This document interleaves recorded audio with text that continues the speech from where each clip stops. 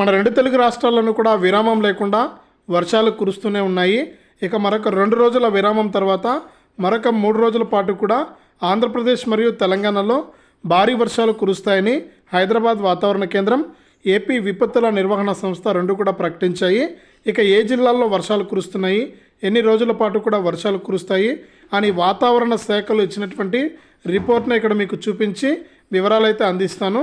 దయచేసి వీడియో చూస్తున్న ప్రతి ఒక్కరు కూడా ముందుగా వీడియోను చివరి వరకు చూడండి. మీరు చివరి వరకు చూడటమే కాకుండా తప్పకుండా లైక్ చేయండి.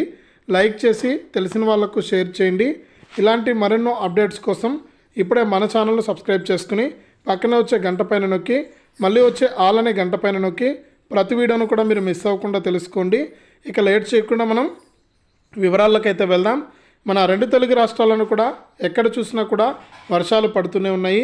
కొన్ని రోజుల విరామం తర్వాత పలు జిల్లాల్లో మోస్తరు నుంచి భారీ వర్షాలు కురుస్తున్నాయి.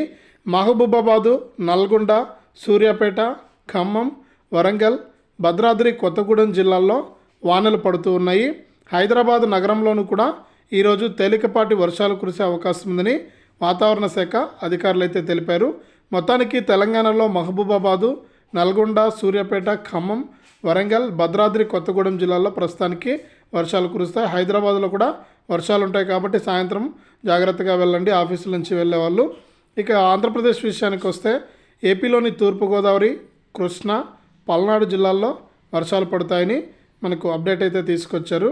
ఇక మిగిలిన ప్రాంతాల్లో కూడా వర్షాలు కురుస్తూనే ఉన్నాయి.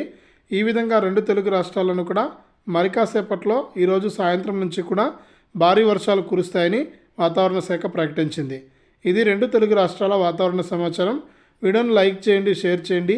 మన ఛానల్ని ఇప్పుడే సబ్స్క్రైబ్ చేసుకుని పక్కన వచ్చే గంట పైన నొక్కండి.